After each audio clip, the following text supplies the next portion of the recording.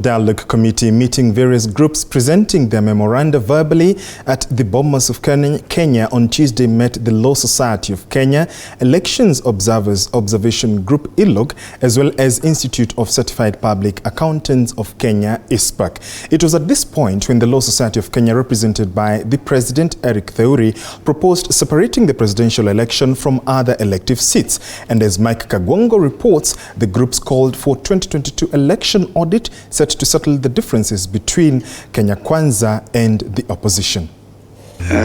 What do you think? Appearing before the committee chaired by Wiper leader Kalonzo Musyoka and Kikuyu legislator Kimani Ichung'wah, the Law Society of Kenya President Eric Theuri proposed a change to the country's voting calendar.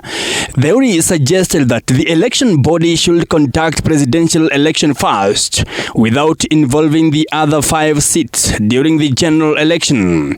If this will be implemented, the LSK president maintained that it would provide presidential election losers to vie for another elective seat. System that is transparent, that information should be readily available. If technology was used, then an audit of that technological system ought to be available in terms of the penetration tests, in terms of the logs that are necessary to convince each and everyone that the election was conducted free and fair. Despite the results of the legal petitions, LSK also wants the Finance Act of 2023 be sent back to Parliament for revision. How has the government responded to these difficulties that are faced through taxation to alleviate that suffering?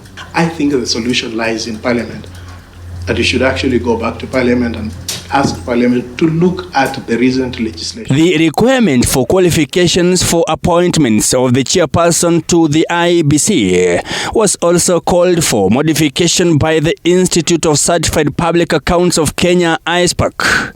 ICPAK claimed in its presentation that the role of chairman is now restricted to legal experts, leaving out other qualified Kenyans. The current provision ring-fences that position to legal professionals alone.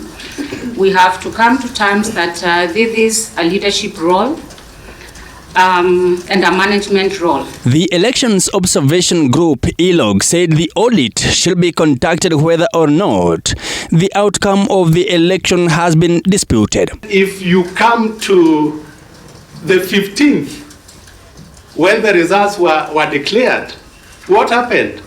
We were in darkness. We did not know what was happening for a given period. And that is why we are saying there is need for railguard, clear protocols on how you manage this process so that you don't leave any doubt. To put our country. Mike Kagwongo, TV 47, Nairobi.